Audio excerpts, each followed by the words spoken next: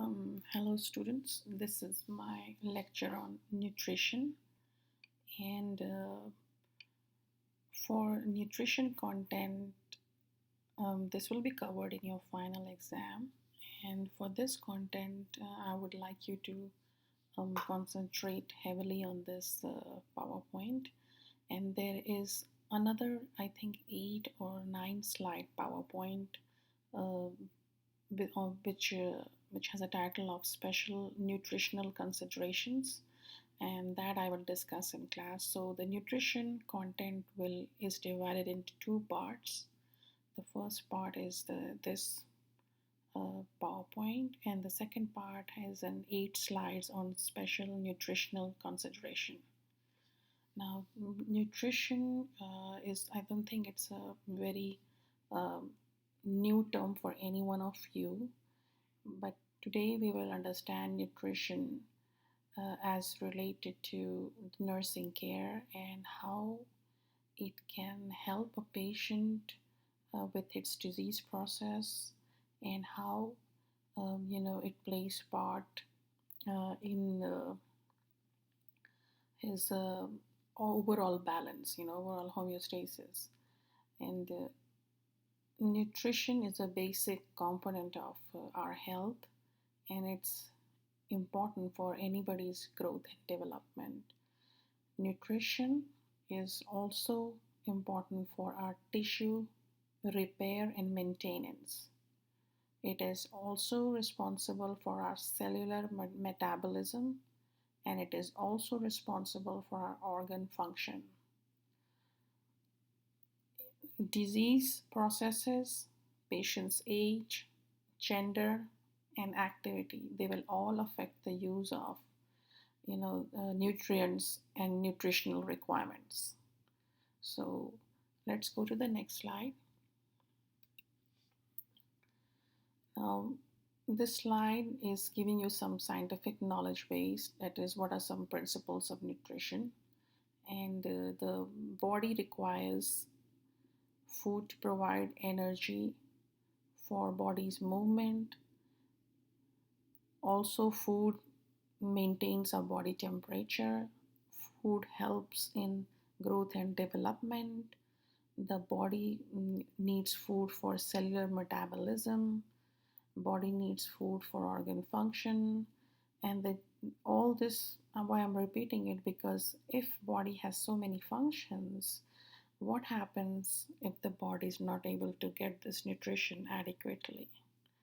And what happens if the medium through which we take in nutrition in our body gets affected? Now, GI system contains a number of organs and structures that nourish the body through the ingestion of food. Each organ or structure in the GI tract has a specific function, and each structure in our GI tract helps in preparing food for digestion, and also how the nutrients inside the food will be utilized by the body. Let's go to the definition of nutrient. A nutrient is a chemical substance that provides nourishment and affects metabolic and nutritive processes.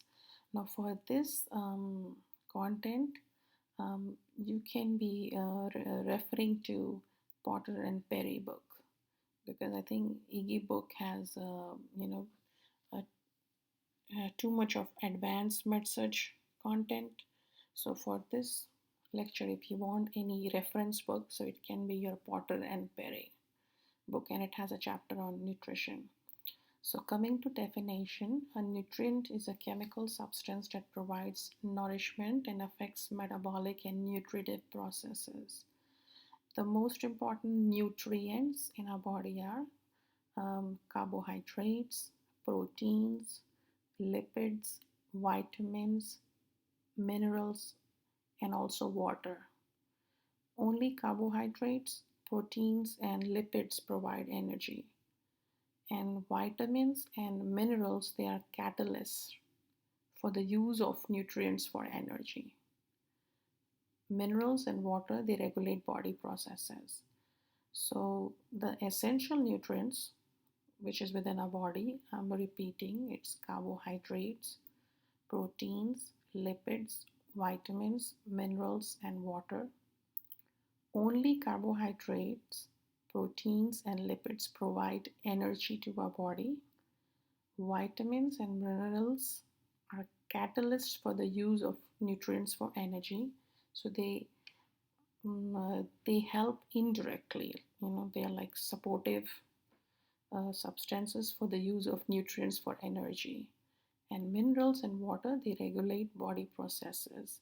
And how minerals and water regulate body processes, you have recently done a lot of fluid electrolytes lecture, so I don't need to explain that. Now, carbohydrates, they are composed of carbon, hydrogen, and oxygen. And all these carbon, hydrogen, and oxygen, they are starches and sugars obtained mainly from plant foods. So they all come mostly from plant foods, not from meat, but from plant foods. They are mostly from plant foods, except for lactose, which is found in milk, or milk sugar.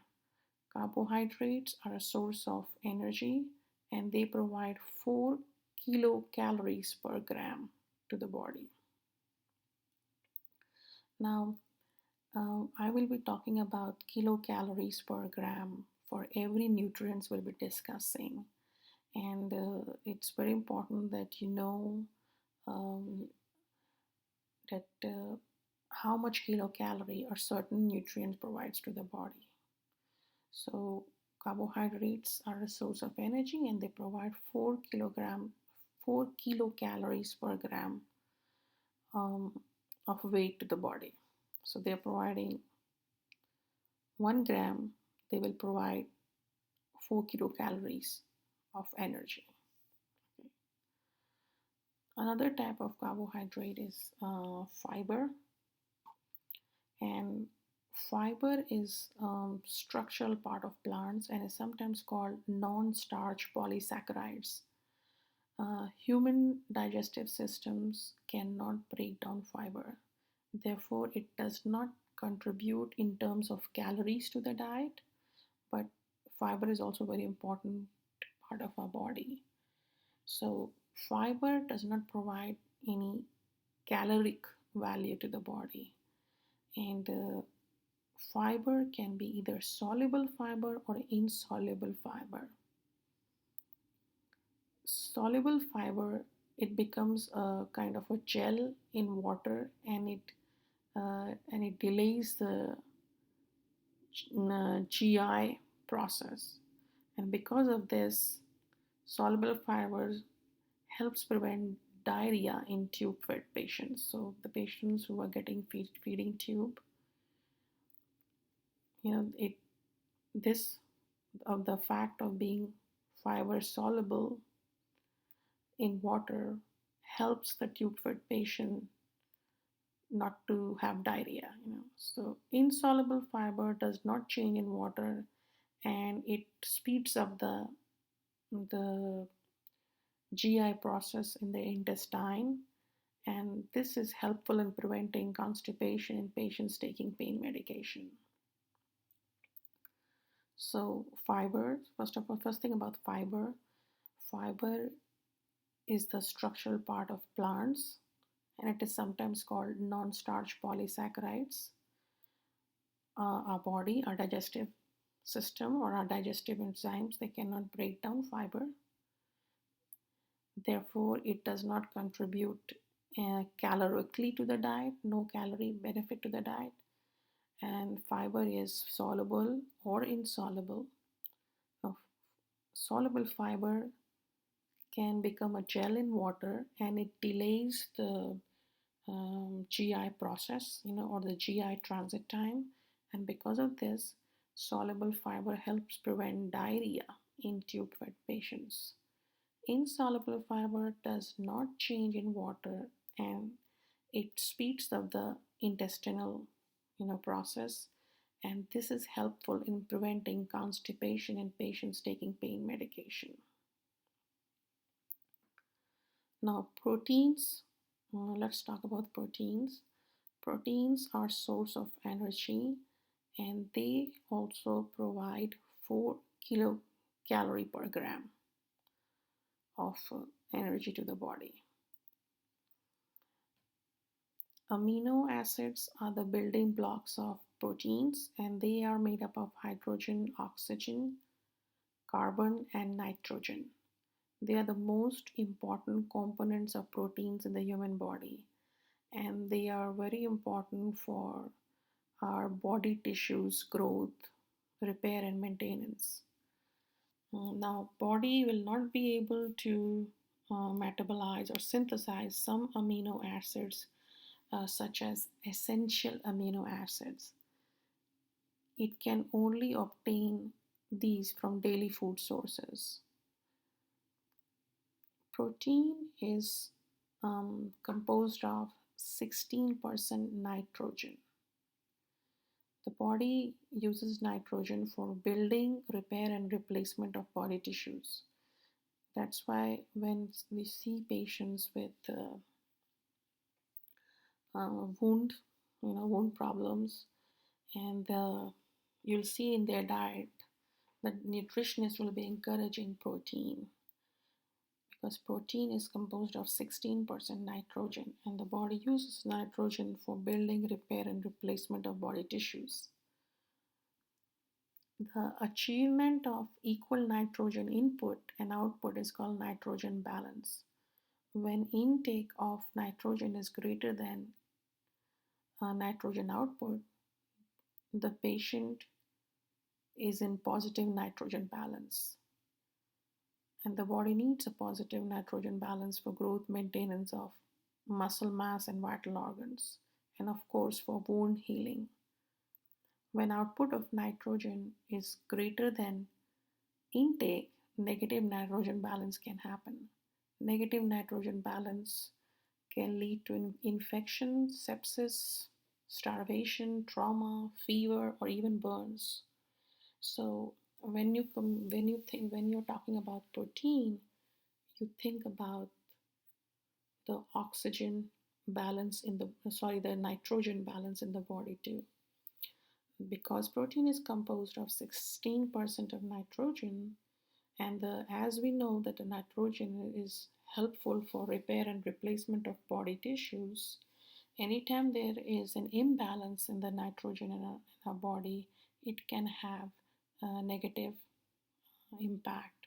So our intake of nitrogen should be more than our output so the body can have positive nitrogen balance, and the body needs this positive nitrogen balance so it can help body in growth and maintenance of muscle mass, vital organs, and wound healing.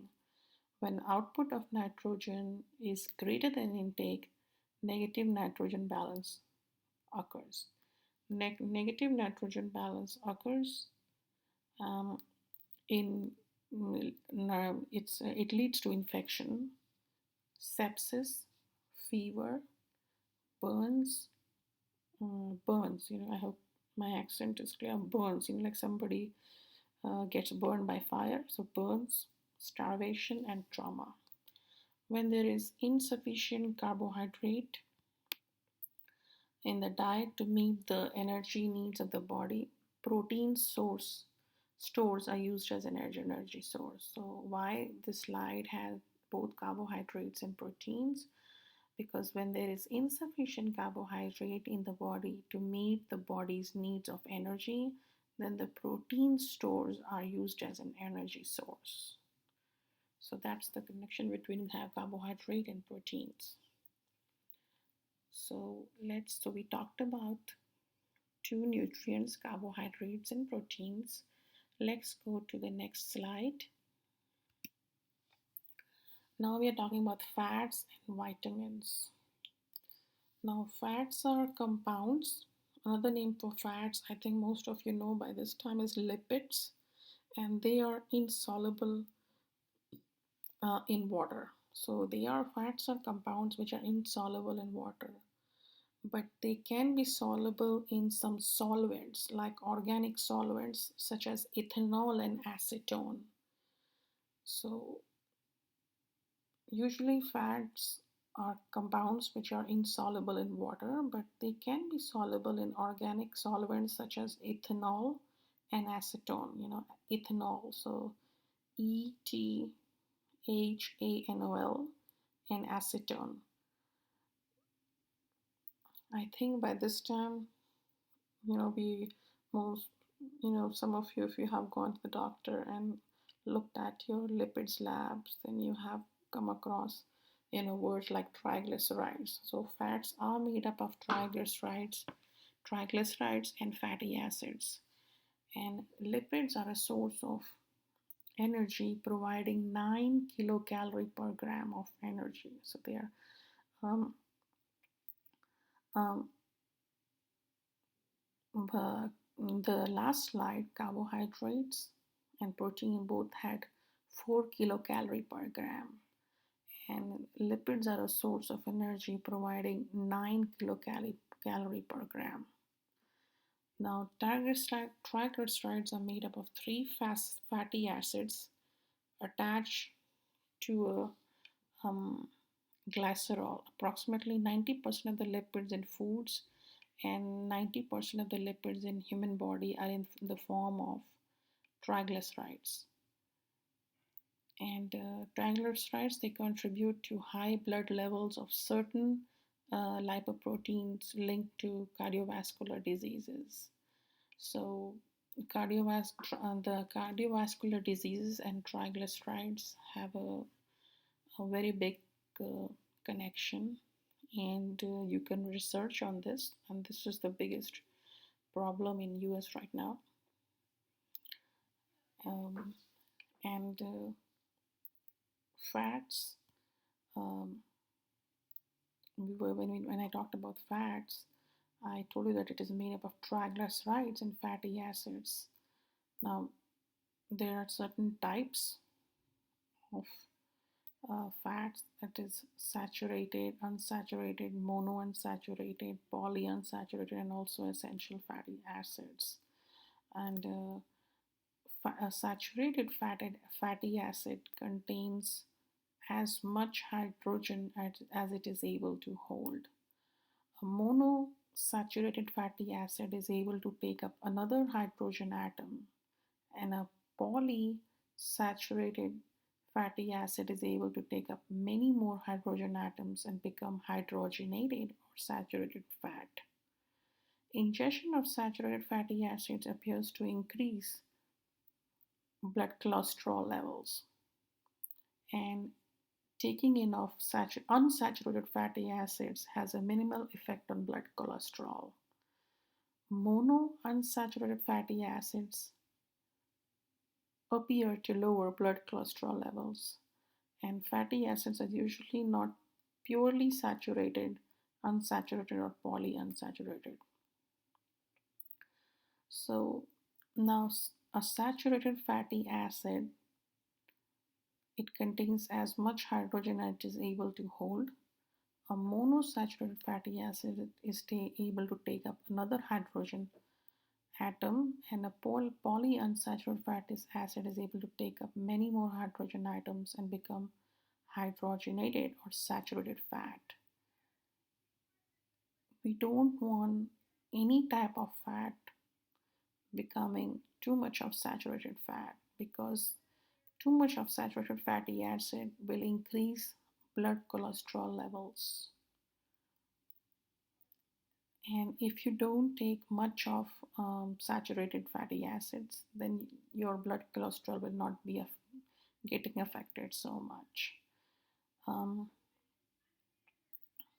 Now, vitamins, they are organic substances present in small amounts in foods, and they are essential for normal metabolism. So they are organic substances. They serve as coenzymes or catalysts in cellular enzyme reactions.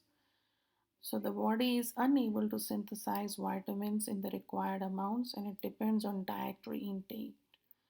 So now vitamins, they are present in small amounts in food, but they are very important catalyst for our cellular enzyme reactions. The body is unable to synthesize vitamins in the required amounts and it depends heavily on our dietary intake. Now, the exception to this is vitamin K, which the body synthesizes by bacteria in the intestine, and also vitamin D, which the body produces as a response to sunlight exposure. So, anytime you have vitamin and anytime you have vitamins, um, then almost all vitamins they depend on your dietary intake. And the two vitamins which are exception is vitamin K, which gets synthesized by bacteria in the intestine, and another is vitamin D. You know, D as in David or D as in Daddy, uh, which the body produces as a response to sunlight exposure.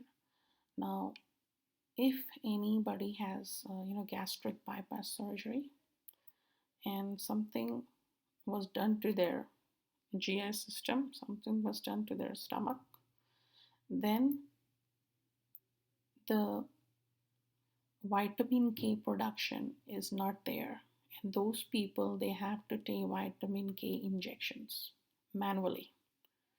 So you will learn about this in your advanced med surge, but that's how, so if somebody goes for the gastric bypass surgery, they have to take vitamin K injections manually because the very fact of production of vitamin K is done by the synthesis of bacteria in the intestine. But through surgery, uh, that power is lost, and that's why that person needs to take vitamin K manually. Like, not it's not coming from the body; it has to be taken from manually by the patient himself. It can um,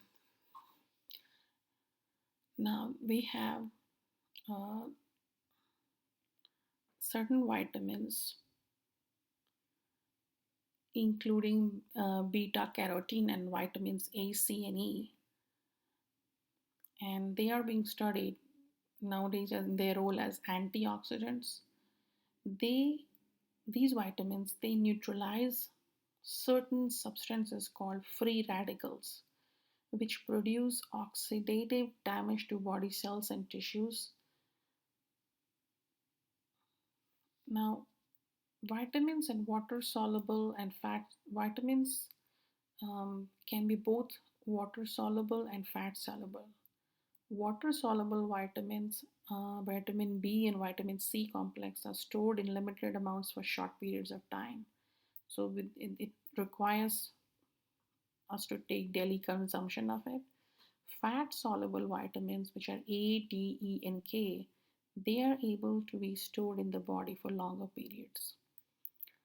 So, certain vitamins, A, C, and E, A as in apple, C as in cat, E as in England.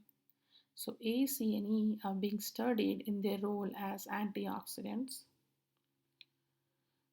Now, why they are being studied in their role as active antioxidants? Because these vitamins, they are researching that they are able to neutralize certain substances called free radicals, which produce some oxidative damage to body cells and tissues.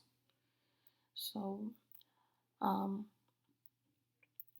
now vitamins, any kind of vitamins, they can be either water soluble or fat soluble. Or so water soluble vitamins are vitamin B complex and C complex. B as in baby, C as in cat.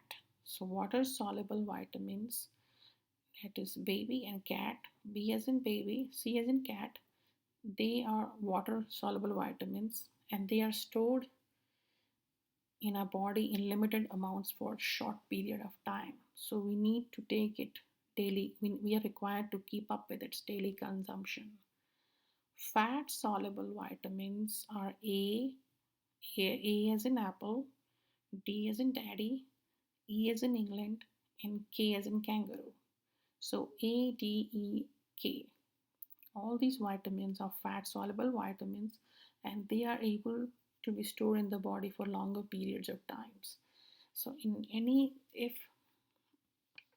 now NCLEX really likes you to test on, you know, on this knowledge of, you know, to know what vitamins are water soluble and what vitamins are fat soluble. Now the water soluble vitamins C and B, they can be in the body for shorter amount of time, and therefore we need its daily consumption to keep up with the requirement. Fat soluble vitamins A, D, E, and K, they can be stored in the body for longer periods of time. So you need to, remember this. Let's go to the next slide. Now, scientific knowledge base. Again, we are going to look at another essential nutrient, which is minerals. And minerals, they are inorganic elements that help in biochemical reactions in our bodies. And these minerals can be known as macro minerals when the daily requirement is 100 milligram or more, and they can be known as micro minerals or trace elements when the body needs less than 100 milligram daily. So minerals can be known as macro. Macro means big, micro means small. So macro minerals are those when the daily requirement is more than 100 milligram or 100 milligram, and micro minerals or trace elements are those when the body needs less than 100 milligram daily.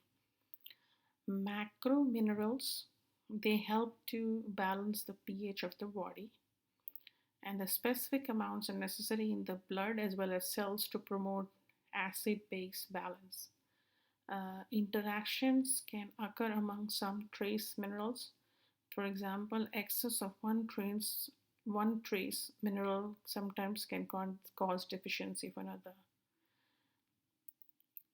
Now, the second is nutrient we're talking about is water, and we went on and on in our fluid electrolytes how important the water is for our body. And water is used as a transporting medium for nutrients and waste products, and um, it provides a structure to large molecules such as protein. It promotes metabolic reactions. It serves as a solvent, lubricant, or cushion. It helps in maintaining the body temperature, and it helps in maintaining, of course, the blood volume. Water is the main deciding factor for maintaining your blood pressure too. It's low volume, low pressure. Water makes up 60 to 70% of the total body weight. And you know how infants and older adults can be most vulnerable to water loss, is something which you have learned recently. So now how much, if you look at it in the in numbers, then the human body requires 1.5 ml for every kilocalorie of energy used. So if I use 1 kilocalorie of energy, I need 1.5 ml of water. So 1.5 ml of water is equal to 1 kilocalorie of energy. So that's how, if there is low water in the body, then what happens to the energy? Now, thirst is a protective mechanism that alerts an oriented person to the needs for fluids. But we know thirst is not the good indicator, in older adults, whether uh, water content of the body is different from a normal adult patients. Let's go to the next slide. Now, now we are going to touch a little bit on the process of GI process, how the digestion, absorption, metabolism, storage, and elimination happens. Now, digestive proteins or enzymes in the GI systems, they break food particles into a simpler form.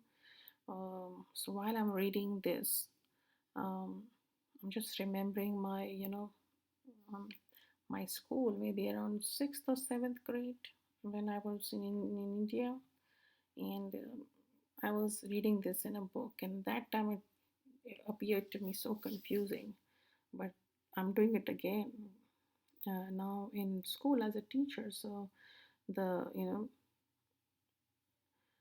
digestive proteins or enzymes in the DGI system, they break food particles into a simpler form.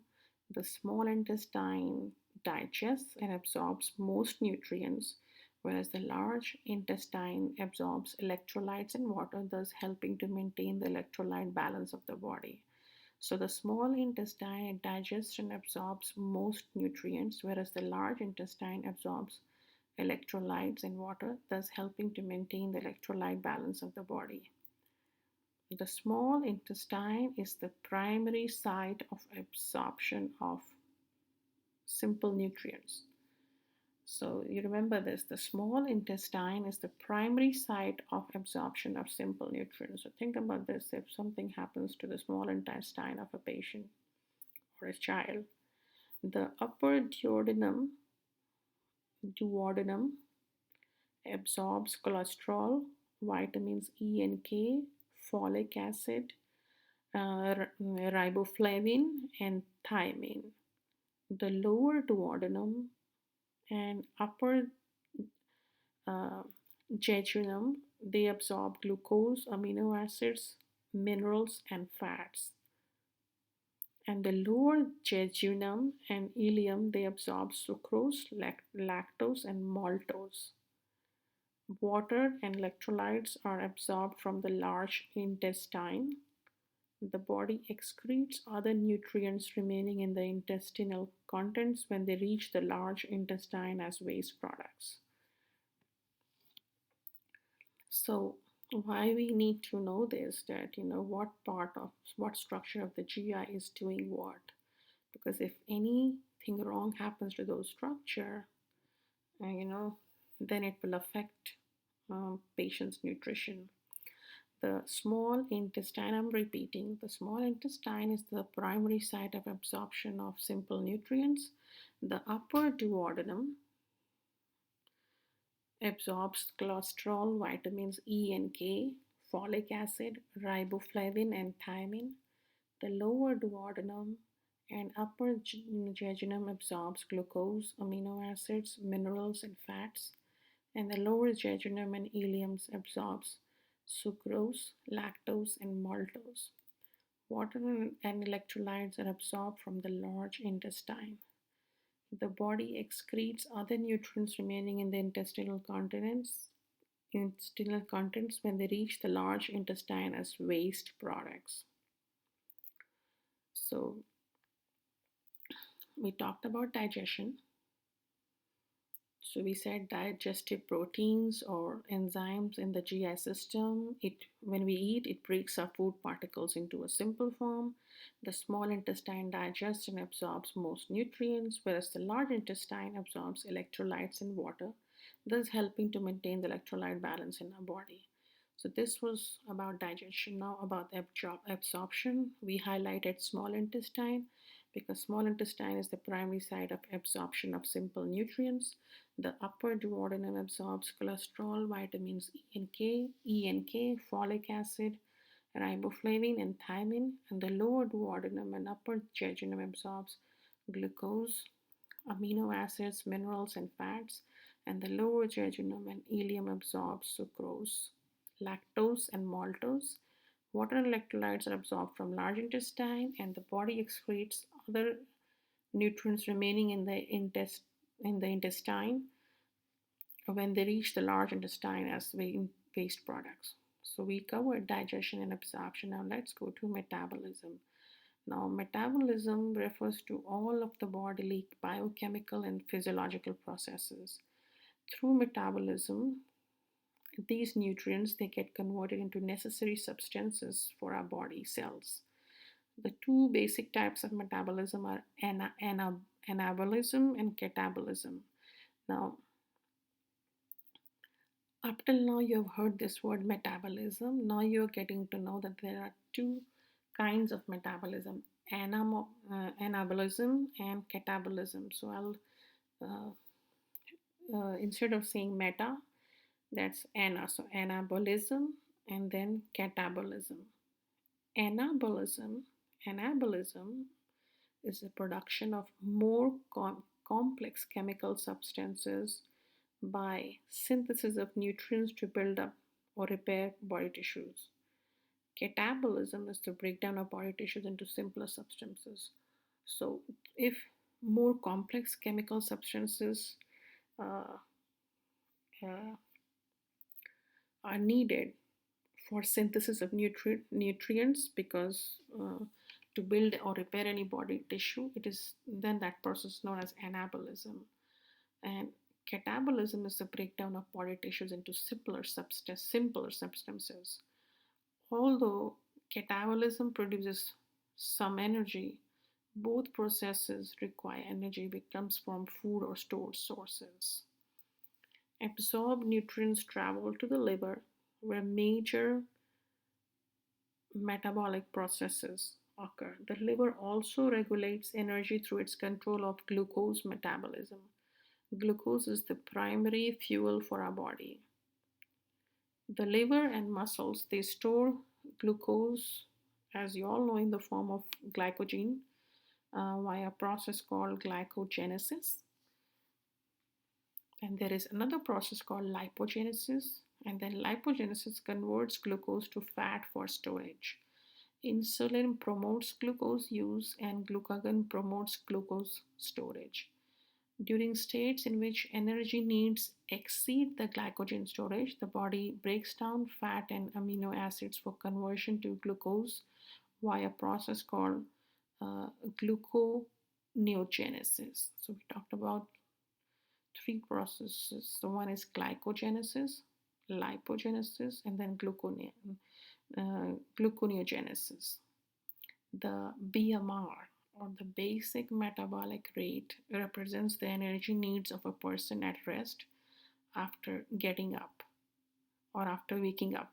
So once we come in the body, then our basic metabolic rate comes into action. It represents the energy needs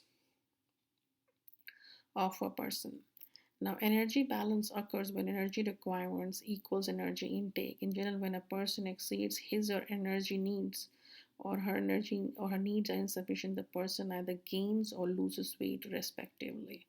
So, when uh, there is no energy balance, either it's too much, then there can be weight gain. If it is too less, it can be weight loss. The body stores energy as adipose tissue, fat tissue. Adipose, another name for adipose is fat tissue. So body stores energy as adipose tissue, ADIPOSE. And glycogen is stored in small reserves in liver and muscle tissue, and protein is stored in muscle mass. When body energy demands exceed the dietary sources, the body uses the stored fat energy. And when the body has unused energy, it is stored principally in fat. So when somebody is taking too much of, you know, fat, then it now the whatever portion of it is used for energy by the body, it will be done by the body.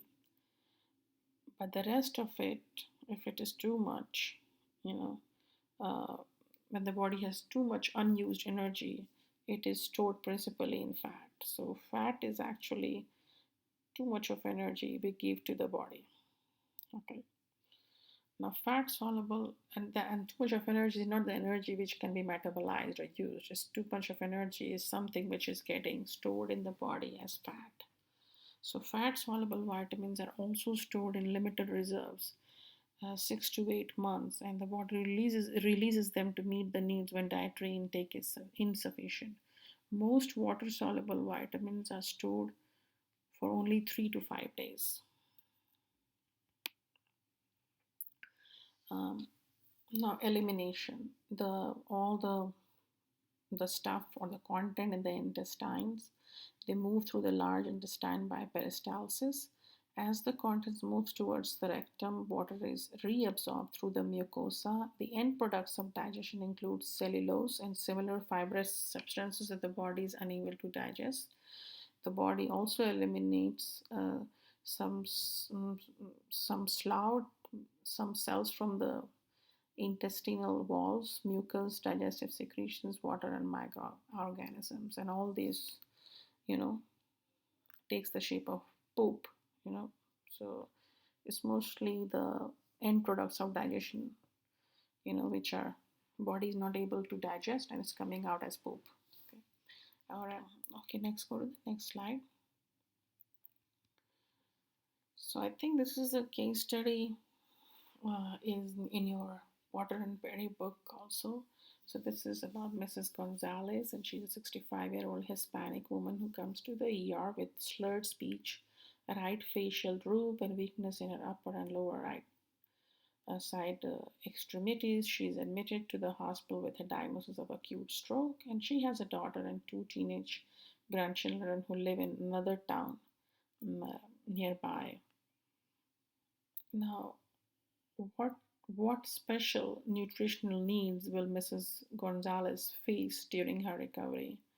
Now, so you need to think she's the woman who's coming with stroke and she has slurred speech, right facial droop, and weakness in upper. So facial droop. So now since Mrs. Gonzalez has upper extremity weakness, she most likely won't be able to feed herself or prepare her own meals when going home. She will need someone to do grocery shopping for her, preparing meals, feeding her, and the meals also need to be balanced and nutritious. So whenever there is stroke, always think about the patient's swallowing power. If Mrs. Gonzalez is not able to swallow, then she will require some enteral feedings and be placed on aspiration precautions. Now, I'm just saying enteral feedings. That means she'll maybe have a tube feeding where the digestive system will be used to feed her, because she cannot take food through mouth. Then they might give it mm, through the tummy, through the feeding tube. So, um, so when somebody, this is just a case presented to show you that how if somebody comes with something affecting patient's ability to eat or take food from mouth or use their hands, to feed themselves, then how nurses should be planning ahead of, how to take care of this patient. Now, next slide, and this slide is, I think most of you must be familiar with this, because I have found these days many students, they are very much conscious of their diet, exercise, and food portions. And I actually learn a lot. I have actually learned a lot from some students too. Dietary guidelines. A number of agencies and the organization in US, they are regularly publishing and updating some dietary guidelines. The guidelines change as nutritional researchers, they discover new knowledge every day. Now, there is something called Choose My Plate program, and this was developed by the US Department of Agriculture to replace the food pyramid. So, no longer there is a food pyramid, now they have Choose My Plate program. And Choose My Plate program, it helps the obese and overweight population to choose healthier foods and confront the obesity epidemic by providing a basic visual guide for making food choices for a healthy lifestyle. So earlier when they had food pyramid, it was very complicated for some patients, and they found through research that when you show a patient a plate with all these important, you know, uh, categories of food, then it's much more and much more practical and understanding. Like patient can comprehend this better than the food pyramid. Uh, to plan healthy diets, it's important to match the dietary guidelines with the food preference of different racial and ethnic groups, vegetarians and non-vegetarians, etc. Now, There is a word which is often used when we have dietary guidelines. It's called dietary reference intakes. Those are DRIs, and those are nutrient reference values developed by the Institute of Medicine. The values are intended to serve as a guide for good nutrition, and it provides the scientific basis for the development of food guidelines, such as recommended amount of vitamins in both the US as well as in Canada. There are four components to the DRIs: estimated average requirement, recommended dietary allowances, adequate intake, and tolerable upper intake levels. I will not be testing you on more details about DRIs, but I will may ask you, what is dietary reference intake.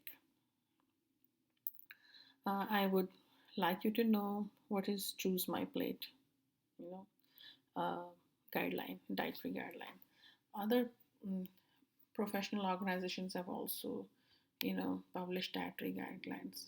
Examples or the American Cancer Society guidelines and physical activity for cancer prevention, American Diabetes Association. They're very big on these, and in fact, in some of your hospitals where you go and you research on their computer, well, in the under nutrition, they will have a lot of information, about how to educate patients about different portion size and different categories, how much fruit, veggies, grains, protein, or dairy should be in their diet. you know. So if you have chance, then go and look at it. So let's go to the next slide. A 22-year-old new mother is breastfeeding. You ask her if she's taking the correct quantities of nutrients, which statement reflects that she understands the dietary guidelines. I'm not concerned with what I am eating. I am taking vitamin doses based on TV. I'm taking a daily multivitamin. I'm making eating choices according to the recommended dietary allowances and intakes. So, of course, the answer is the last one, D. Now, Mrs. Gonzalez is awake and alert. So, this is again, we're talking about the 65-year woman who came to the hospital with the episode of stroke. And she's awake and alert in her hospital room, yet she's drooling from the right side of her mouth. When she tries to drink water, she starts to cough. The physician has ordered nothing but mouth. Evaluation by the speech language pathologist indicates inadequate clearance of food and liquid from the vocal folds and aspiration of thickened fluids. So Mrs. Gonzalez has trouble swallowing with oropharyngeal dysphagia. Dysphagia is just difficulty swallowing. And the pathologist, the speech pathologist, she decides that she will um, suggest that the Mrs. Gonzalez should go for enteral feedings, and then and then gradually speech and swallowing therapist will come to help her return to oral feedings, because through training Mrs. Gonzalez will be taught how to use her mouth muscles, like the which are used in swallowing, to to be trained back to taking the food. But for meanwhile, when she has this problem now in the in the acute care, or the hospital, the most important thing is that if we give this patient anything by mouth, there can be some aspiration risks. So the patient needs nutrition, so we'll be giving nutrition to this patient through the tube feeding. Now, Mrs. Gonzalez will require continuous monitoring by physical therapist and occupational therapist also to regain the use of her face, mouth, throat, and upper extremities. So all this will be done through some rehab, by occupational and physical therapy, and of course, speech pathologists will help too. So until Mrs. Gonzalez can swallow and feed herself, she needs to be on enteral feedings, like feedings, which are not going like which is not going through the mouth, but the digestive system is being used, and that is directly accessed from the abdomen. Okay, let's go to the next slide. Matt is a nursing student assigned to Mrs. Gonzalez. So As he prepares to assess her, he recalls information about the effects of dysphagia on nutrition and rehab. He will assess Mrs. Gonzalez's weight history, diet history, and cultural customs. Matt knows to consult with the registered dietitian to assess Mrs. Gonzalez's nutritional status and interventions. Matt is responsible for inserting Mrs. Gonzalez's small bore NG feeding tube and starting her on tube feedings. The dietitian has recommended continuous tube feedings for 12 hours during the day. Um, to provide care of Mrs. Gonzalez, it's very important that Matt needs to assess her weight history, diet history, and also her cultural customs. And and also do some psychosocial, thing, because she's not taking food by mouth like other people. She'll be doing it through tummy. So a lot of education, a lot of assessment, both subjective, objective, and support. Let's go to the next slide. Um, Now, or there is something called special patterns of food. Now, special food patterns, they are often based on religion, cultural background, ethics, health beliefs, and environmental concerns. Vegetarian diet consists predominantly of plant foods, and within vegetarian there are different varieties too. Um, Now, when you have nutrition, again, some mm, cultural sensitivity comes in action. So you should be aware of the cultural and religious food preferences of patients. Before I continue with explaining you the different types of vegetarian diet. Personally, when I was kind of new to this country,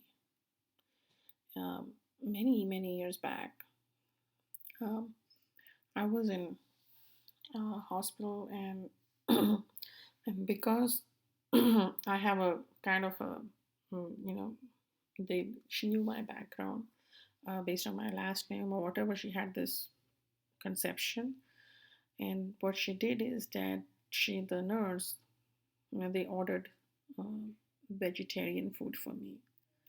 So yes, I had, based on my background, culture, and I think there is a known fact, that the people belong to my, you know, culture, they will prefer, dietary, like a vegetarian diet.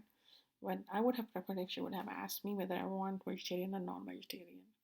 So whenever you have anything diet, unless there is some precaution for patients like as in dysphagia, they can only have mechanical soft diet. But if there is something to order kind of diet, and you don't know anything about the patient's background or something, and you think that because you have some information about patient's culture and you want to order this kind of food, how about you also go and ask patient, that these are the special, these are the menus and what kind she likes.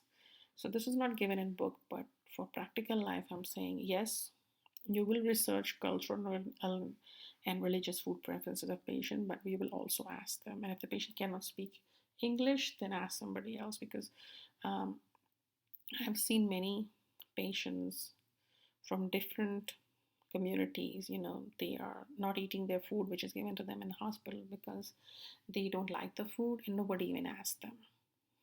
So it's important as a future audience you are sensitive to this fact. Now, vegetarian diet consists predominantly of plant foods, and this is uh, the first kind is ovo-lacto vegetarian. The people who eat only eats eggs and milk, and there's something called lacto vegetarian, like who drink milk, and there are strictly vegan people who strictly eat only plant foods. So you just need to know the difference. Um, Now, such special diets, like it doesn't, there is no research that one diet will mm, give you more nutrition than another diet. The bottom line is that adequate balanced nutritional intake should happen. and it should happen based on consumption of all required nutrients.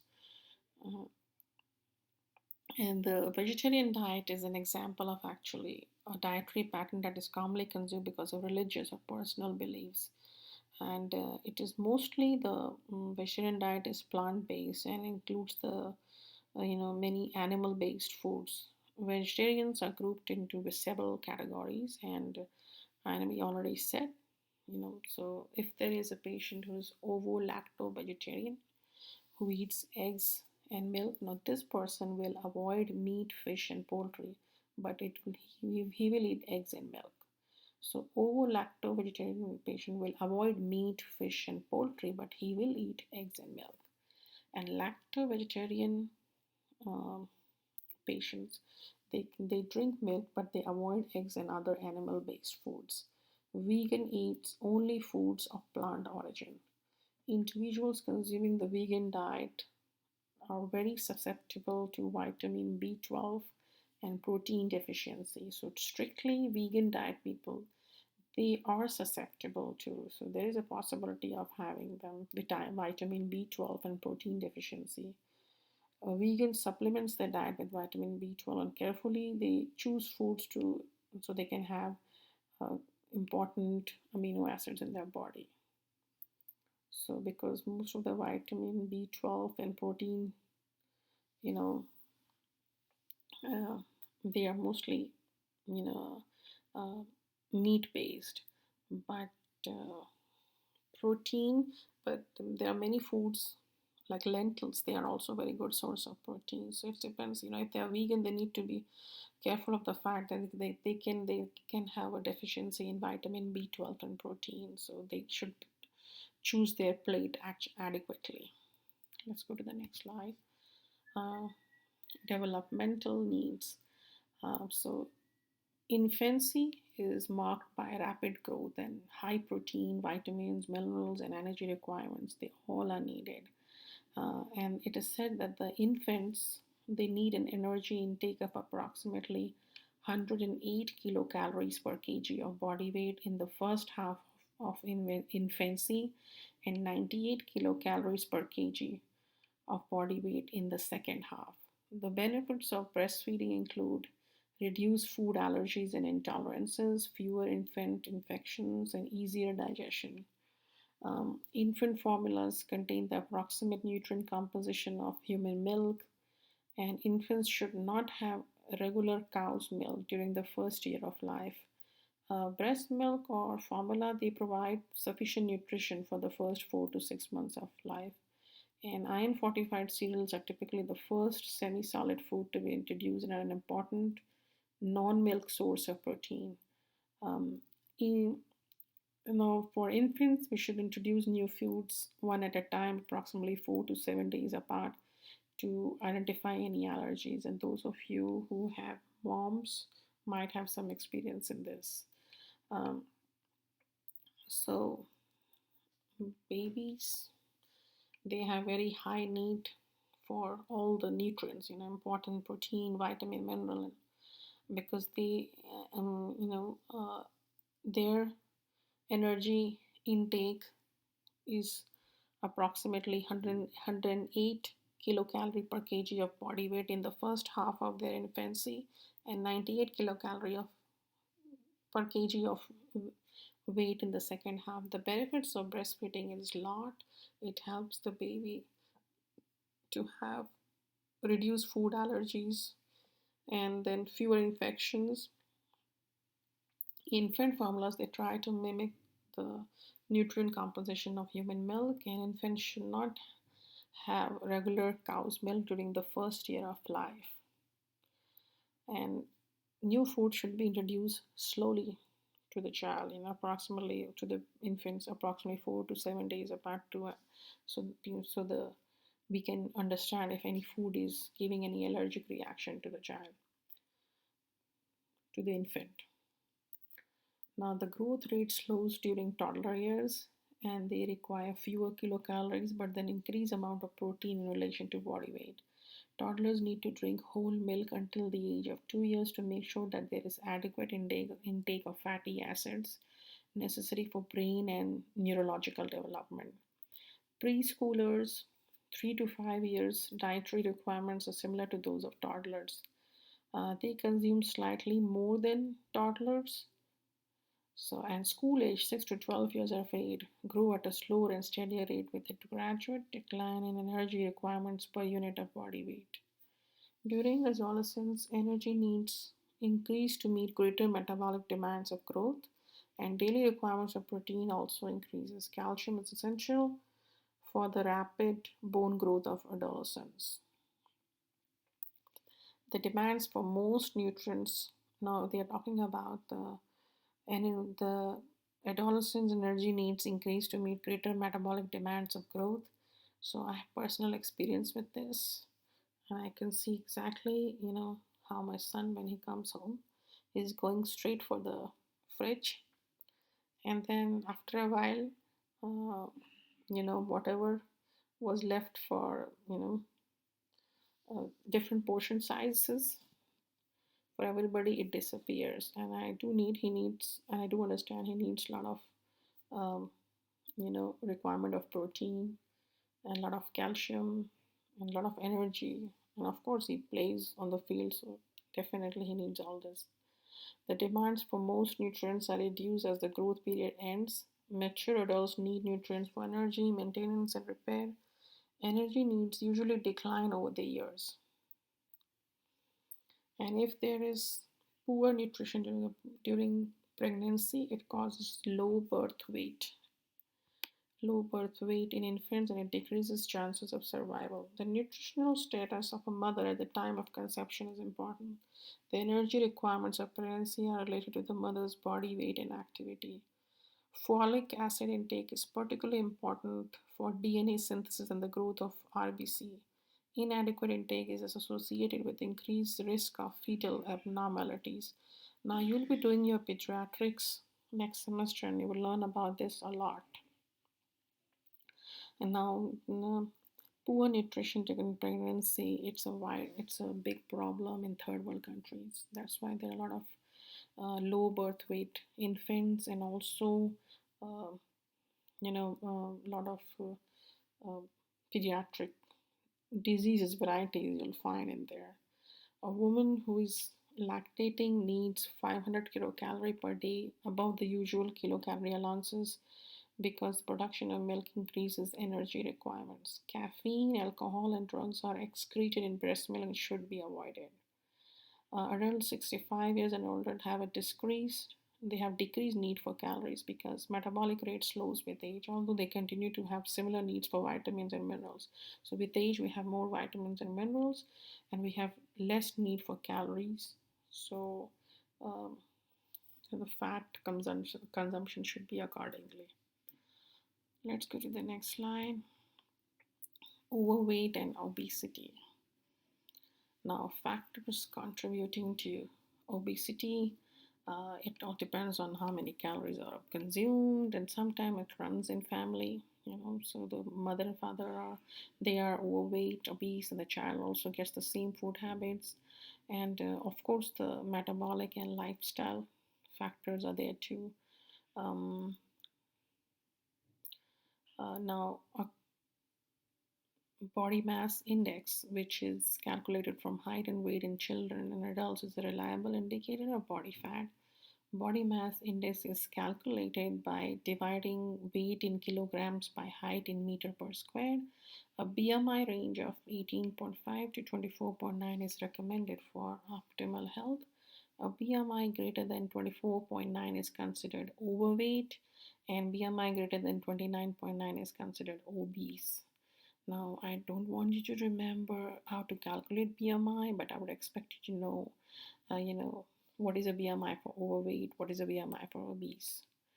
The proportion of children 5 through 17 years of age who are obese is 5 times higher in like 2009 or 10. Then it was higher. I think the research showed it was high in 2009 or 10 than it was in 1973 or 74. Um, Obesity places individuals at higher risk for coronary artery disease, cancer, diabetes, hypertension, And also, sometimes we should not be judgmental, because sometimes there's lack of access to healthy food and inadequate healthcare also contribute to the development of obesity. So, family education is an important component of decreasing the prevalence of this problem. So, this is slide 13, and this nutrition will be in different video, you know, portions, because I'm talking a lot, and right now I have on my screen 1 hour 5 minutes. So uploading will take a lot of time. So I'll do in different chunks of recordings. So I'm stopping here, and the second part will start from the same slide, and then we will continue forward. Okay. Okay. So we are stopping here.